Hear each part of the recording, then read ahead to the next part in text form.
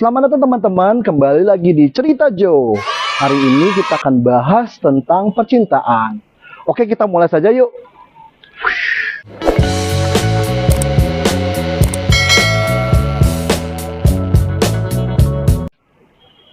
Halo teman-teman, kembali lagi di Cerita Joe. Pada kesempatan hari ini kita akan bahas tentang percintaan ya, sesuai dengan percakapan saya dengan teman saya kemarin. Ya, kebetulan teman saya tuh tanyanya gini, gimana sih supaya hubungan tuh tetap langgeng, gitu ya. Terus kalau saya sih, karena dulu pernah berhubungan yang cukup lama dengan pacar saya dulu, jadi ya mau nggak mau saya kasih saran. Ya kalau sarannya ini ya macam-macam ya sih, orang punya saran yang berbeda-beda. Bagi teman-teman yang mempunyai saran, bisa kasih komen di bawah ini ya. Ya, atau mungkin nanti bisa ngebantu teman saya itu. Nah, kebetulan ini diskusi aja dengan teman-teman saya ya. Yang katanya seperti ini, dia sudah berapa lama dekat sama orang tapi nggak jadi-jadi gitu, nggak jadian gitu. Terus ada beberapa teman yang sudah ngomong kalau dia itu sudah jadian tapi dia kurang dekat sama pasangannya. Jadi kayak masih bingung sebenarnya pasangan itu cinta dengan saya atau enggak, atau gimana sih cara saya mencintai orang tersebut. Ya akhirnya kita ngobrol cukup lama, akhirnya saya memberikan beberapa saran. Ya, yang pertama adalah kalau saya sih ya harus tahu dulu love language-nya. Nah, kalau love language itu pengertian nanti saya tulis di sini ya, pengertiannya ya. Nah, kalau untuk pemahaman saya sendiri, sebenarnya love language itu adalah kita merasa disayang, kita merasa dicinta itu dengan cara apa? Nah, mungkin beberapa teman ada yang sudah tahu love language itu apa, tapi saya akan menjelaskan beberapa sedikit aja ya tentang love language. Jadi kalau dibilang tentang love language, setiap orang memiliki macam-macam. Nah, biasanya orang memiliki dua yang paling tinggi dari 5 love language. Oke, love language yang pertama adalah word of affirmation.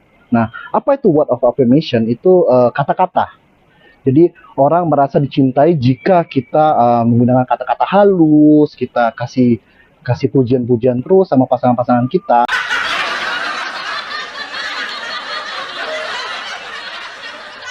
Gitu ya.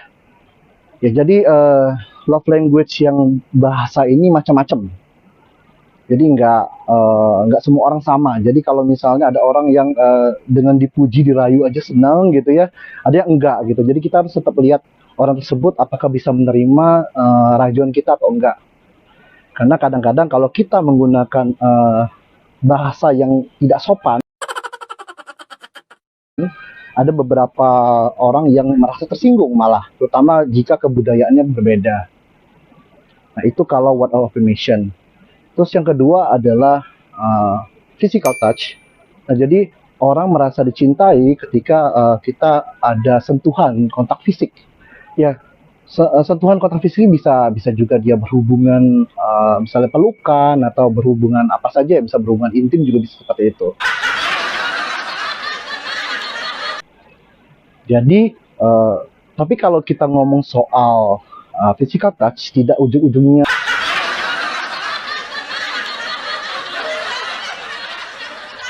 nakal ya. Kadang-kadang orang mikirnya physical touch itu pasti nakal, tapi enggak juga. Misalnya gini, kita ketika nonton bareng sama pasangan kita tuh sambil tidur-tiduran di bahu pasangan gitu. Itu salah satu juga senang akan physical touch. Jadi tidak selalu nakal ya. Biasanya orang kan memikirnya kalau physical touch pasti nakal, tapi enggak seperti itu. Terus yang ketiga itu adalah quality time. Jadi kalau ngomong quality time itu mungkin teman-teman suka salah persepsi ya.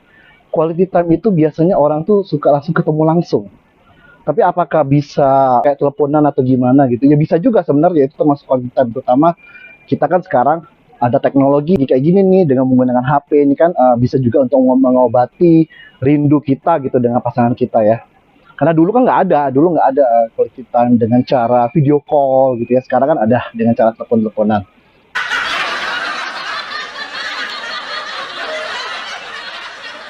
Nah, untuk itu banyak sekali cara-caranya. Biasanya quality time yang paling sering itu kayak ini. Jadi pergi kemana, jalan-jalan mungkin sama pasangannya, terus hari itu juga spend time, quality time khusus untuk pasangannya aja. Jadi dia fokus dengan pasangannya. Nah, tidak ada gangguan, misalnya nggak ada megang HP atau gimana gitu ya. Karena rata-rata kalau orang yang senang quality time itu nggak mau diterdistrak, terutama kalau ketemu orang lagi baca buku atau lagi ketemu orang lihat HP gitu ya, itu kan terganggu sekali ya. Orang yang quality time biasanya tidak suka akan hal ini. Oke. Kemudian yang keempat adalah act of service. Jadi yang keempat adalah act of service. Nah, act of service ini misalnya gini loh, merasa dilayani.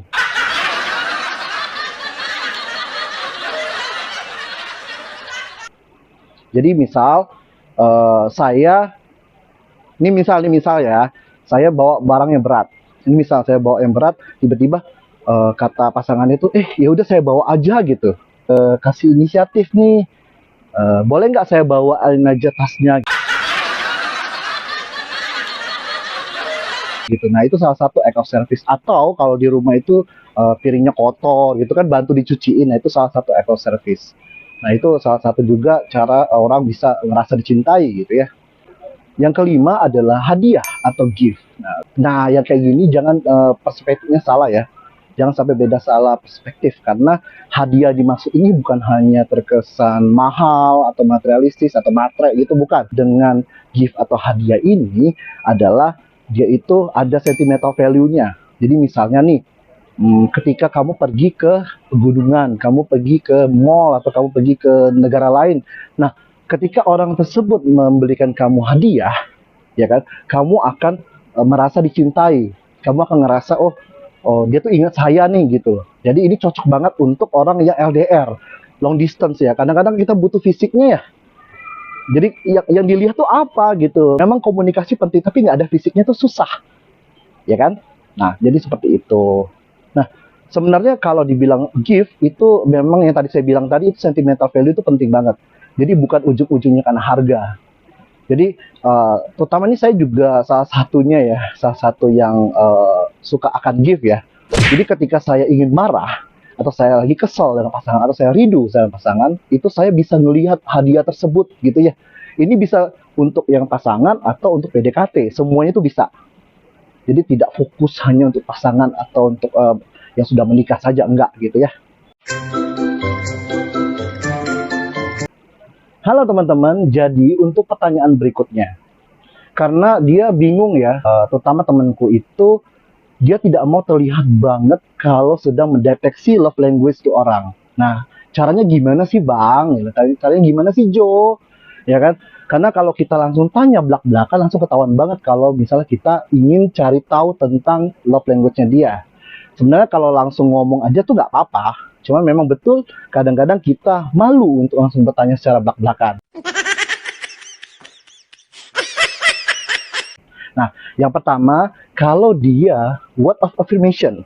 Nah, ini yang penting sekali ya. Kalau dia word of affirmation atau kata-kata, kita lihat saja kalau kita memberikan pujian-pujian, kita memberikan kata-kata yang halus, kata-kata yang ya memuji orang tersebut gitu ya. Kita lihat ya, apakah sebenarnya dia itu mudah tersipu atau dia mudah malu-malu gitu ya. Kalau dia mudah malu-malu dan tersipu, biasanya itu love language-nya itu bahasa atau word of affirmation. Ya, yang pertama adalah word of affirmation. Nah, kalau misalnya kita ingin lihat orang tersebut apakah dia senang dipuji atau enggak, kita berikan pujian dulu kepada orang tersebut. Ya kan? Nah, kalau dari pujian tersebut dia mudah tersipu-sipu, atau dia malu-malu, atau mukanya merah, atau dia senang, atau tersenyum sendiri, nah itu salah satunya itu mungkin bisa dia adalah love language-nya word of affirmation atau pujian atau kata-kata. Tetapi hati-hati juga, kita harus lihat lagi yang tadi saya bilang, budayanya itu bisa mempengaruhi, karena nggak semua orang bisa menerima ya kata-kata kita gitu ya, terutama dari beda-beda negara, atau mungkin beda kota, udah beda budaya, itu semuanya bisa berbeda. Jadi hati-hati dalam penggunaan kata-kata. Baik, yang kedua tadi adalah quality time. Nah, sebenarnya quality time ini kan beda-beda kan ya. Nah, kita harus tahu sebenarnya orang itu suka quality time atau enggak. Untuk quality time sangat-sangatlah gampang. Karena yang pertama, Ya kita lihat aja ketika kita ngobrol berdua, lagi ngedate, lagi ngobrol, lagi ngomong berdua nih. Kita lihat dia megang HP nggak?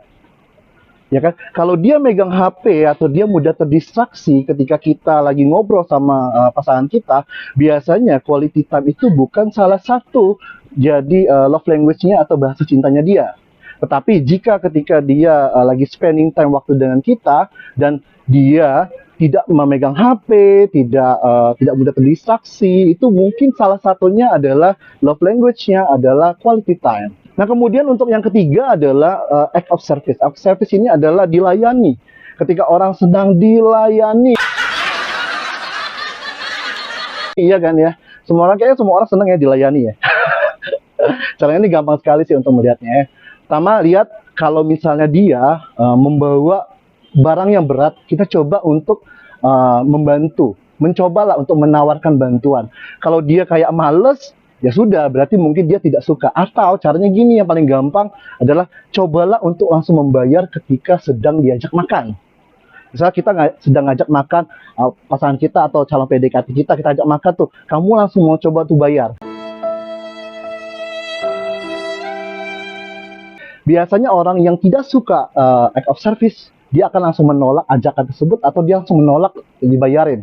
Ya memang sebenarnya semua orang senang ya kalau dibayarin ya. Tapi biasanya bisa dilihat dari ekspresinya. Meskipun dia tidak menolak atau kayak misalnya dia itu yang nggak mau malu-maluin aja. Kalau misalnya dia langsung menolak di situ kan dia make a scene ya, suatu dia membuat masalah gitu ya. Jadi dia lebih baik ya sudah saya diam aja deh. Nah biasanya seperti itu. Nah, jadi kalau misalnya dia ngerasa uncomfortable atau merasa tidak enak, itu mungkin dia bukan itu. Tapi kalau dia senang, dia merasa tersipu, nah itu mungkin love language itu atau bahasa cintanya itu. Nah, yang keempat adalah sentuhan atau physical touch. Nah, physical touch ini gampang sekali ya. Ketika kalian jalan-jalan, kalian lihat. Ketika kita jalan bersampingan, orang itu sering memegang kita nggak? Mencoba untuk menyentuh kita nggak?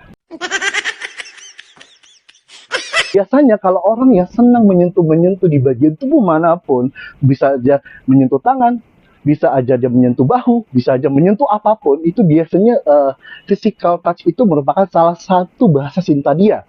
Karena setiap manusia biasanya dia memiliki dua yang paling tinggi. Jadi bagi teman-teman mungkin yang ketika ngedate tuh sering memegang-megang tangan, yang sering megang-megang ininya ya, lengannya ya, atau megang-megang bahu mungkin ya kan, atau mungkin pipi. Nah itu salah satu love language-nya adalah physical touch atau sentuhan.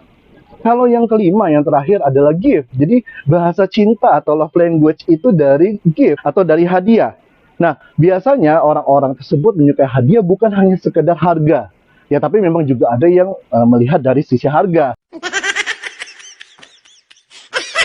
tetapi dari arti. Ya, biasanya kalau mau melihat orang tersebut love language-nya adalah gift atau hadiah atau bukan, itu dengan cara kamu memberikan hadiah ketika pergi jalan-jalan. Misal contoh, saya pergi ke Thailand, saya pergi ke kemana deh. Nah, saya memberikan apa aja, saya beli apa deh, mungkin memberikan boneka mungkin. Nah, kamu kasih tahu alasannya kenapa kamu memberi boneka tersebut. Misalnya, ketika kamu memberi boneka tersebut, mungkin teringat orang tersebut.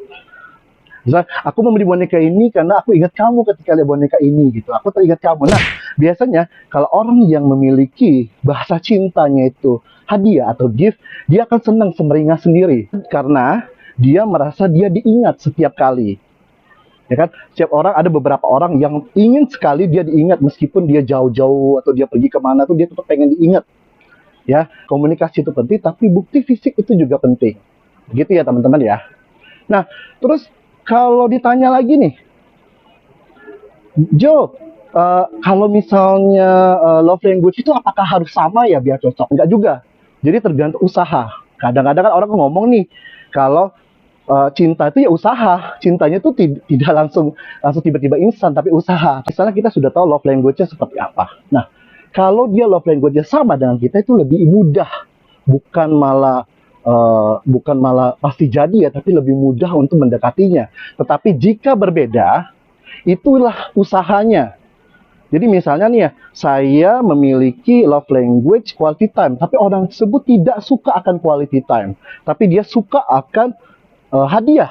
Nah, ketika kita ingin mendekati orang tersebut, kita kan kasih usaha tuh, ya kan? Usahanya itu kasih hadiah karena kita tahu bahasa cintanya itu adalah hadiah. Nah, itu kan usaha ya, usaha untuk mendekati dia. Nah, dia juga seperti itu. Jadi kalau misalnya mau hubungan tetap langgeng, quality time-nya itu harus saling mensupport satu sama lain. Jadi kalau dibilang apakah harus sama? Nggak harus.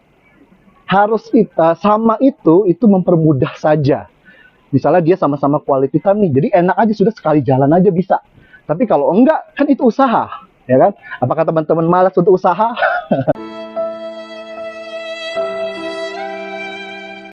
Untuk mendekati orang rata-rata kan harus ada usaha dong, ya kan? Nah, jadi seperti itu teman-teman. Bagi teman-teman yang ingin kasih ceritanya, ya boleh langsung kasih di IG saya, nanti saya cantumkan di bawah ini ya, di bawah deskripsi ya.